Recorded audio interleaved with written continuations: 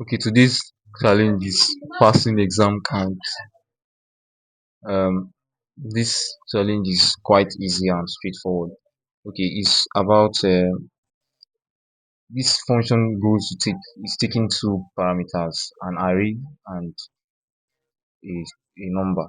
And this array is the scores. It's an array of scores of students, and the passing score is the number that determines those that passed and those that didn't pass.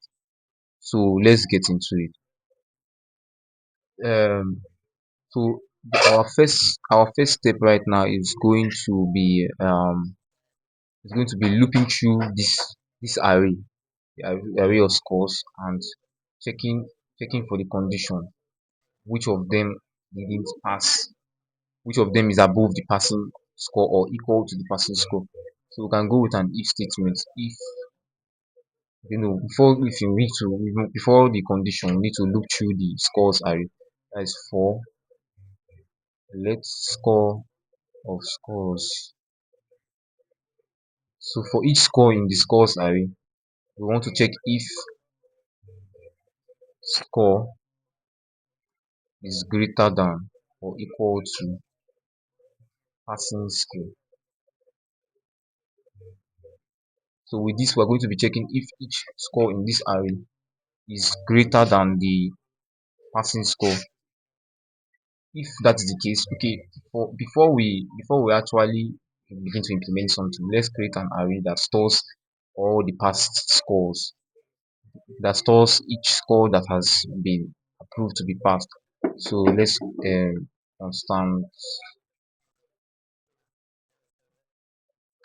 past score. We're creating a variable called past score, and it's going to be an empty array. Okay, so if a score is happens to be larger than the passing score, it's it's going to be pushed to the past score array, which is past score dot push score. With this, we are be able to find out. With this, we are going to see that any score that happens to be above the passing score or equal to the passing score will be pushed to the past score array. Then with that, we can also we can say that the function should return the number the number of elements in the past score array after it has been done. So that is the past score dot length.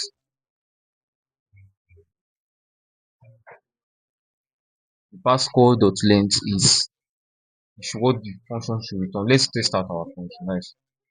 So let's log the function passing count. Let's copy the whole of the function and the passing count. It's going to return 3 because let me actually explain what is actually going on. So first of all, we have an array called scores that has all the scores here and the passing score. And I created a variable, a I created a I created an array called past score. So this array now, past score, so this array now is empty initially. But by the time you get to the for loop and starts comparing each value, each score in the scores array, it compares 90 with 70. Is 90 greater than or equal to 70? Yes. Then it pushes 90 to the array. 90. Then it checks again. Is 85 greater than 70? Yes. It pushes 85 to the array and checks again. Is 75 greater than or equal to 70? Yes, it is. So it pushes 75 there, and 60 is not. So 60 didn't make it. 50 didn't make it. So because of that, we now decide to return the length of the past score array, which happened to be this. Thank you for thank you for watching, and don't forget to like and subscribe.